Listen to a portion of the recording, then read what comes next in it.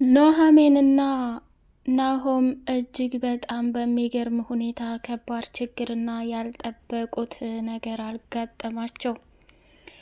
ናሆም ቆይታውን ከአምራን ጋር አድርጎ ናሆሜ ጋር ወደ ቤት ሲመለስ ኑሃሜ ጋራ እጅግ በጣም በሚገርም ሁኔታ ኤሚ ራሷን በመርዝ አጥፍታ ድብን ብላ ሲያገኛት ከሚባለው በላይ ደንግጠው በጩኸት ቀወጡት።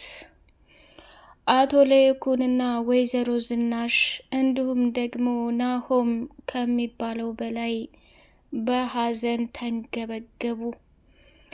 ኑሃሜ እጅግ በጣም አዘነችና ኤሚዬ መጀመሪያ ላይ ስመጣ እጅግ በጣም እንደምትጠይኝና እንደማትወጂኝ አውቅ ነበር። አሁን ላይ እኮ እኔና አንቺ ምርጥ ጓደኛማና ሚስጥረኛማ ሁነናል።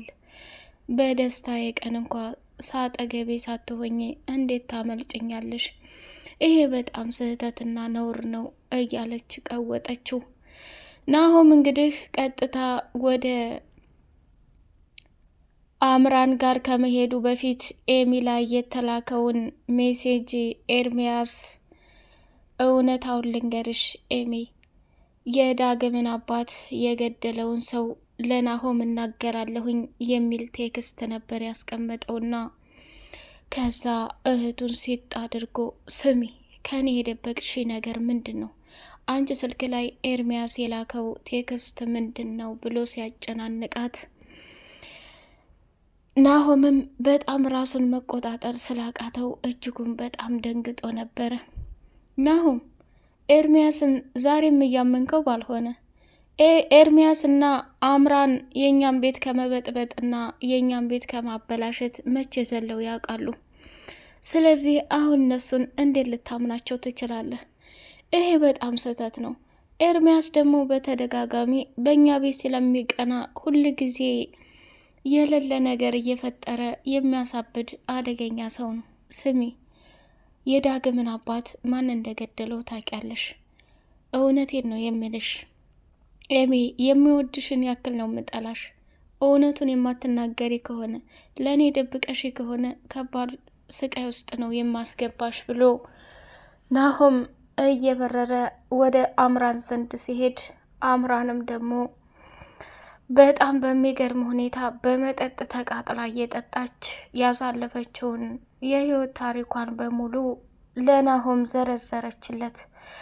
ናሆም አውቃለሁ እኔ ላንተ ማፍቀሬ፣ እኔ ላንተ መውደዴ ስህተት መስሎህ በኑሃሜ እንደቀየርከኝ አውቃለሁ። ሆኖም ግን እውነታው አንድና አንድ እኔ መውደድና ማፍቀሬን መናገር እፈልጋለሁ። ጨካኝና አረመኔ የሆንኩት ደግሞ ያለ ምክንያት እንደሆነ ላስረዳ። አባቴ እጅግ በጣም እናቴን እያሰቃያት እየቀጠቀጣት ሰክሮ መጥቶ እንኳ ሽንቱን እየሸናባት፣ እናቴ ግን እንደዛ ዋጋና መስዋዕትነት ከፍላ እኔን አሳደገችኝ። አየህ ናሆም፣ አንተ ስለ እኔ ታሪክ ሲጀመር ምንም የምታውቀው ነገር የለም። እውነታውን ስነግርህ እኔ ላንተ ያለኝ መውደድና ስሜት እዚህ ድረስ ነው። አባቴን በገዛ እጄ ሲጥ አድርጌ የደፋሁት ብላ ስትለው ናሆም ደነገጠና የአምራንን ታሪክ ማዳመጥ ጀመረ። አፈጠጠ። የዳግምን አባት የገደለችው ይቺ ትሆን እንዴ እያለ ጥርጣሬ ውስጥ ገባና ስሚ ቀጥይ፣ እኔ ያንቺን የህይወት ታሪክ ከኔ ጋር ምንም ሊያገናኘው አይችልም፣ ግን የዳግምን አባት የገደለው ያንቺ እጅ አለበት እንዴ? እውነታው እንድትነግሪኝ እፈልጋለሁኝ ብሎ ሲላት ልጨርስልህ አለችው። እናቴ አባቴን የገደልኩት እኔ እንዳለሁ ሳለሁ፣ እሷ ግን የኔን ህይወት ጨለማ ውስጥ ላለማስገባት እድሜ ልኳን እስር ቤት ገባችና በዛው ሞተች አሉኝ። አየህ ናሆም፣ እኔ ምን አይነት ጨካኝና አረመኔ ለወንዶች የያዘኝ እልክ እኔ አምራን እንደዚህ ስለሆንኩ ነው ብላ እውነታውን ስትነግረው ናሆምም የማዘን ቢጤ እንዲሁም ደግሞ እየተገረመ ጭካኔነቷን እያየ መገረም ጀመረና ወይ አምራን፣ ይሄን ያክል በክፋትና በጉድ የተሞላች ሴት መሆንሽን ባውቅ ምን አለ ከአንቺ ጋር የተዋወቁበት ቀን የተረገመ ይሁን እያለ መቃጠል ጀመረ። ሰላም ሰላም! ውድ የተከበራችሁ የተወደዳችሁ የሌላ ኤንቴ መሐመድ ቤተሰቦች እጅግ በጣም ተወዳጁና በጉጉት ስንጠብቀው የነበረው የኑሃሜ ድራማ እንደቀጠለ ይገኛል። ቻናሉን ላይክ፣ ሰብስክራይብ አድርጉ። አቶ ለይኩን እጅግ በጣም በሀዘን ተቃጠለ። የኑሃሜም አባት አቶ ተሰማ ከሚባለው በላይ አዘነና ወይኔ ወንድሜ በስተ መጨረሻ በሰርጋችን ልጅህንና ልጄን ድረን ደስተኛ እንሆናለን ስንል መልሰህ ከባድ ችግር ውስጥ ገባህብኝ አይደለም? በጣም ነው የማዝነው። ይሄ እኮ በጭራሽ እንዲሆን አልፈልግም ነበር። የዘንድሮማ ፈተና የገባሁበት የተለየ ነው እያለ መቃጠልና መደነባበር ጀመረ። ተሴ ተረጋጋ፣ ሁሉም ነገር የፈጣሪ ትዕዛዝ ነው። ኤሚ በዚህ ሰዓት እሷን ማጣት የለብንም ነበር። ይሄ ድንገተኛ ሞት ደግሞ እንግዲህ በቤተሰብ ላይ የተፈጠረ ነገር አለ። ተሴ የዛኔ መቼም ታውቃለህ፣ ያን ያክል ጊዜ ብቻዬን በሆነ ነገር ስቃጠልና ሳዝን የነበርኩበት ነገር እየተረዳ የለም አለና አቶ ለይኩን ዝም ሲል፣ ኑሃሜን ደግሞ እያንዳንዱ የአቶ ለይኩንን ሚስጥር ስለሰማች ምንም ማድረግ አልቻለችምና ናሆም መጠጥ ቤት ሂዶ በተደጋጋሚ ኑሃሜ እውነት ይህን ነገር አንቺ አውቀሽ ደብቀሽ ከሆነ እስከ ዘላለሙ ነው ምጠላሽ፣ የዳግምን አባት ማን ነው የገደለው ብሎ አፋጦ ሲጠይቃት እሷም ምንም እንዳልተፈጠረና ምንም እንዳያቅ ምንም ነገር እንዳልሆነች አድርጋ ነገሩን እንትን አለችው። እንዴ ናሆም፣ እኔ ይህንን ነገር ብሰማ እንዴት ዝም ልልህ እችላለሁ? ይሄ እኮ ከባድ ቅሌትና ውርዴት ነው። እንዴት ከኛ ቤት ነው እንዴ? ወይ ጉድ! ቆይ ማን የነገረህ? ኤርሚያስ በቴክስት ለኤሚ ልኮላት ነው ብሎ ሲል ደነገጠና ከሚባለው በላይ ራሱን መቆጣጠር አቅቶት፣ ወይኔ ጉዴ! የዛሬውማ የተለየ ፈተናና ጉር ነው ያጋጠመን። እንዴት አድርጌ ነገሩን ልቻለው? አይ በፍጹም ይህንማ እኔ ራሴ አምኜ መቀበል አልችልም እያለ ተጸጸተና ከዛ በኋላ ተጸጸተችና በቃ ናሆም ተረጋጋ፣ አንዴ የተፈጠረው ነገር ተፈጥሯል፣ ነገሮችን መቼም ላንቀይራቸው ይህን ያክል መጓዝ የለብንም ብላ ስትል ከዛ በጣም በሚገርም ሁኔታ ተናደደና ወደ ቤት ሲሄዱ ተያይዘው ኤሚ እዛ ድፍት ብላለች። ናሆምና ኑሃሜ ኤሚን ለማንሳት እየታገሉ ሳለ በህይወት እንደሌለች ሲያረጋግጡ በጣም ደነገጡና ፍዝዝ ብለው ቀሩ።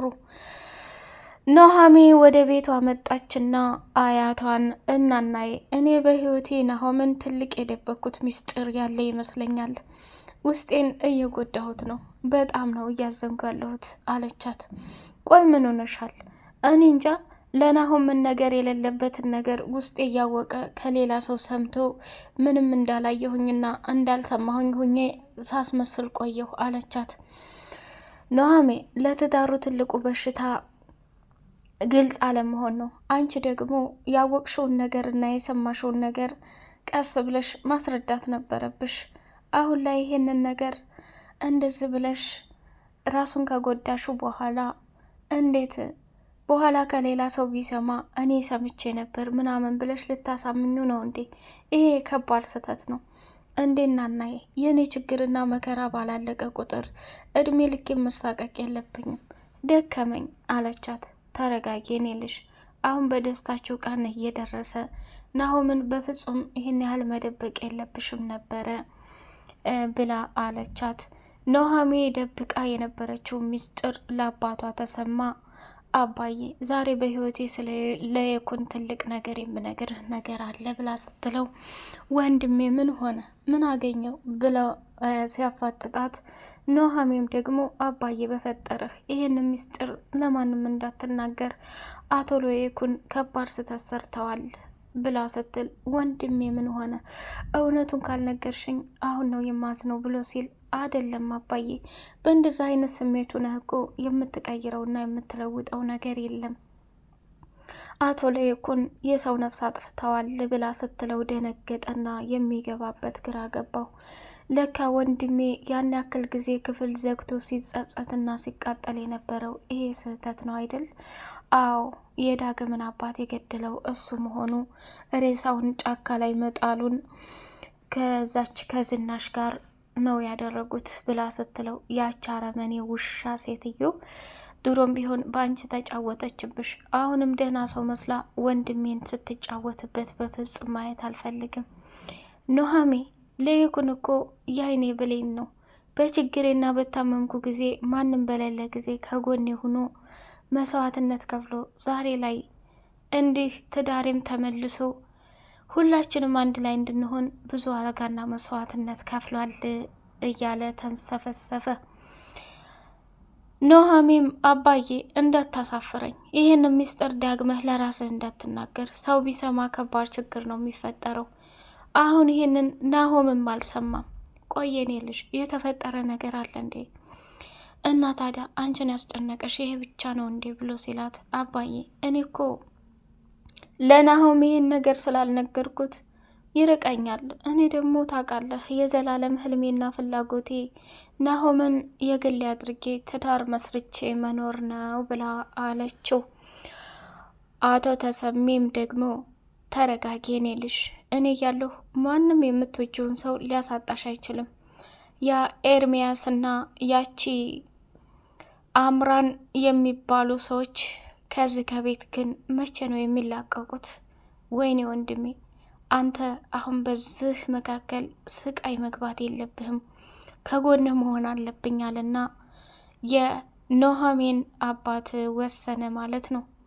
አቶ ናሆም ደግሞ ከአምራን ጋር አሁንም ቢሆን እውነታውን ካልነገርሽኝ ስጥ አድርጌ ነው ምደፋሽ ብሎ መንቁር። እሺ ናሆም እንደዛማ ከፈለግ ካስገደድከኝማ የዳግምን አባት የገደሉት እናትህና አባትህ ናቸው ብላ ስትለው ራሱን መቆጣጠር አቃተውና ማንቁርቷን ሴት አድርጎ ሲያሰቃያት እሱም እጅጉን በጣም አዘንና የኔ አባት በፍጹም ይሄን ሊያደርግ አይችልም፣ አባዬ በፍጹም ይሄን ሊያደርግ አይችልም፣ አምራን ይሄ ያንቺ ተንኮልና ክፋት እንደሆነ ጠንቅቄ አቃለሁኝ ብሎ ከዛ ቦታ ላይ አሰናበታትና እጅጉን በጣም ተቃጠለ።